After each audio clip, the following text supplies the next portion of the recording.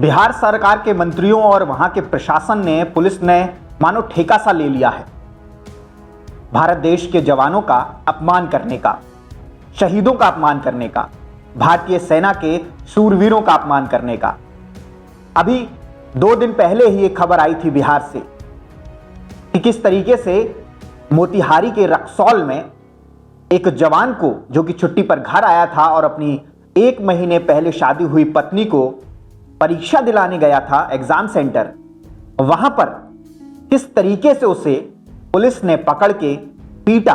सिर्फ पीटा ही नहीं बल्कि भरे बाजार उसकी बेइज्जती की, उसे गाली दी और घसीटते हुए उसे थाने ले गए। आज भी वो जवान और उसका परिवार इंसाफ के लिए मांग कर रहा है और आज भी वो जवान जेल में बंद है। उसे अभी तक छोड़ा नहीं गया है। उसका कसूर सिर्फ इतना था कि उसके कार का जो साइड मिरर होता है उससे एक तैयब मियां नाम का शख्स टकरा गया था, जिसके बाद उसने तैयब मियां से बात करके उससे माफी मांग करके सारे जो मसला था उसको सुलझा लिया। लेकिन इसके बाद भी दरोगा ने अपनी अकड़ में आकर के, न जाने किस बात का गुरूर था दरोगा को, और वो उसे मारते हुए घसीटते हुए सेना के जवान को, जिनका नाम राधा मोहन गिरी है, उन्हें पकड़ के घसीटते हुए गालियां देते हुए भद्दी भद्दी थाने ले गया। इसके बाद जब थोड़ा सा शोर शराबा हुआ तो प्रशासन जागा और प्रशासन ने आनन फानन में दरोगा को निलंबित कर सिर्फ लाइन हाजिर कर सजा सुना दी। क्या आपको लगता है कि लाइन हाजिर करना ही बहुत बड़ी सजा है?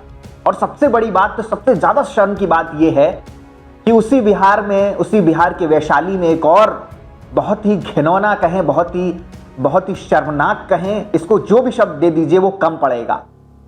आपको गलवान याद होगा, जहां हमारे वीर सपूतों ने जान गंवाई थी लड़ते लड़ते चीनी सेना से। उसी गलवान के युद्ध में हमारे जय किशोर, जो कि बिहार के वैशाली से आते हैं, वो शहीद हुए थे। आपको बता दें, उनके पिता को बीते सोमवार को पुलिस उठा करके ले गई। सिर्फ पुलिस पकड़ के नहीं ले गई, गिरफ्तार करके नहीं ले गई, बल्कि बेइज्जत करके उन्हें भी गाली गलौज करते हुए, घसीटते हुए ले गई। एक शहीद के परिवार पर क्या बीत रही होगी सोचिए, जिसके बेटे ने इस देश के लिए जान दे दी। उस पिता के दिमाग पर इस वक्त क्या असर पड़ रहा होगा, उसके दिल पर क्या गुजर रही होगी, उस मां के दिल पर क्या गुजर रही होगी जिसके बेटे ने इस देश के लिए बलिदान दे दिया और एक जमीन के टुकड़े के लिए पुलिस उसे इतनी बुरी तरीके से बेरहमी से पकड़ कर ले जाती है, एक बुजुर्ग इंसान को। सबसे बड़ी बात यह है, जहां बिहार में कम्युनिटी पुलिस की बात होती है, सुशासन की बात होती है, वहां ऐसे दुशासन वाले कार्य किए जा रहे हैं कि जिसकी हद पार हो गई है। यूं तो नेता मंत्री जितने भी बिहार सरकार में हैं, जब वहां पर कोई शहीद होता है जवान, तो फूल माला लेकर के पहुंच जाते हैं फोटो खिंचाने के लिए कि हमारी पहले फोटो आ जाए शहीद के परिवार के साथ, और झोला भर भर के वादे करके आते हैं कि ये करवा देंगे, वो करवा देंगे। लेकिन जमीनी हकीकत 1 महीने बाद जब आप उस परिवार से मिलेंगे तो शून्य पर सवार होता है वो परिवार। एक भी सुविधा उसे नहीं मिलती है।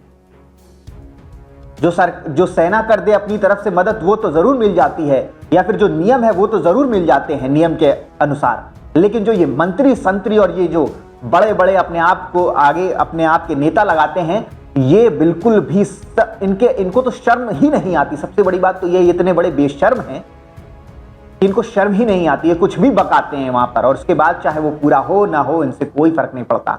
इनकी फोटो आ गई, इनका नाम आ गया अखबार में, हेडलाइंस छप गई कि फलाना मंत्री जी गए थे शहीद के उसमें शामिल होने, उस परिवार को, शोक संतप्त परिवार को हौसला देने फलाने मंत्री जी पहुंचे थे।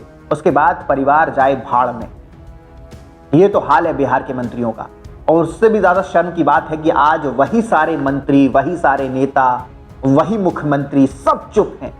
पूरा प्रशासन मानो मौन धारण करके बैठा हुआ है बिहार का घटनाओं पर, जो कि सेना के जवान और सेना के जवान के परिवारों के साथ हो रही हैं घटनाएं। उन पर किसी मंत्री ने अभी तक कोई आधिकारिक बयान नहीं दिया कि किसी को सजा होनी चाहिए, किसी को जांच होनी चाहिए। कोई भी ऐसे बयान किसी भी मंत्री द्वारा अभी तक नहीं आए हैं, चाहे वो पक्ष का नेता हो चाहे वो विपक्ष का नेता हो। सबने मानो मुंह में दही जमा लिया है इस वक्त, और ये कसम खा ली है कि वो कुछ नहीं बोलेंगे। चाहे हर रोज बिहार में सेना के जवानों का अपमान हो, उनके परिवारों का अपमान हो। आप सोचिए कितनी शर्म की बात है। गलवान घाटी में इतनी ऊंचाई पर विषम परिस्थितियों में हमारे जिस जवान ने लड़ते लड़ते जान गंवा दी, उसकी मूर्ति और जहां उसकी मूर्ति लगी है, जहां उनका स्मारक है, उसको लेकर के किसी विवाद में उनके पिता को पुलिस इस तरीके से बेइज्जत करते हुए थाने ले गई है। जिस पिता का पूरे देश अगर पैर धो करके भी पिए तो उसका एहसान नहीं चुका पाएगा, उस पिता को इतना अपमानित किया गया बिहार पुलिस द्वारा। आप सोचिए, जो सेना का जवान आज भी कार्यरत है सेना में, उसके साथ इतना ज्यादा अपमान किया गया रक्सौल में। उसे पीटते हुए, राधा मोहन गिरी जिनका नाम है, उन्हें पीटते हुए थाने ले गई। सोचिए आप, क्या सोच करके वो दोबारा ड्यूटी पर जाएगा? किसके लिए वो ड्यूटी पर जाएगा? बिहार पुलिस इस वक्त सबसे बड़ी गुंडा पुलिस बन गई है देश की। बिहार पुलिस देख ही नहीं रही है कि वो कर क्या रही है, और हो भी क्यों ना। ऊपर की गद्दियों पर भी तो वैसे ही लोग बैठे हैं, तो नीचे वालों पर तो असर होना तय है इसका। ये बात बहुत जग जाहिर है कि इस वक्त बिहार में गुंडा राज, जंगल राज, जो कह लीजिए, सब खुलेआम चल रहा है। बिहार में दारू जरूर बंद है, लेकिन दारू खुलेआम चल रही है, और यही पुलिस उन्हीं दारू माफियाओं के तलवे चाट रही है। बिहार में हर वो अवैध चीज हो रही है जो देश के बाकी हिस्सों में शायद ना हो रही हो, लेकिन पुलिस उन्हें पकड़ने में नाकामयाब है। पुलिस किसे पकड़ रही है? सेना के जवान को, जिसकी गलती क्या थी? मात्र एक छोटी सी गलती थी, जिसके लिए शायद उसने कई बार माफी भी मांग ली उस शख्स से जिसके साथ उनके ये हादसा हुआ। एक शहीद के पिता की क्या गलती थी कि उसने एक जगह जो आवंटित की हुई थी उस पर अपने बेटे का एक मूर्ति लगवाई और वहां पर उसका स्मारक बना दिया शहीद के पिता का। अरे और सा कोई होता तो पहले जांच करता, इस चीज की पता करता और इस मसले को प्यार से सुलझाता, क्योंकि वो एक शहीद का परिवार है, किसी आम आदमी का परिवार नहीं है। आप खुद सोचिए, ये दुर्भाग्य है इस देश का कि हम उन लोगों की सुरक्षा नहीं कर पाते, हम उन लोगों के लिए नहीं लड़ पाते हैं जो दिन रात हमारे लिए लड़ते हैं, जो दिन रात हमारे लिए जान दे रहे हैं।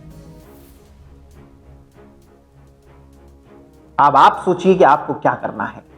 जय हिंद, जय भारत।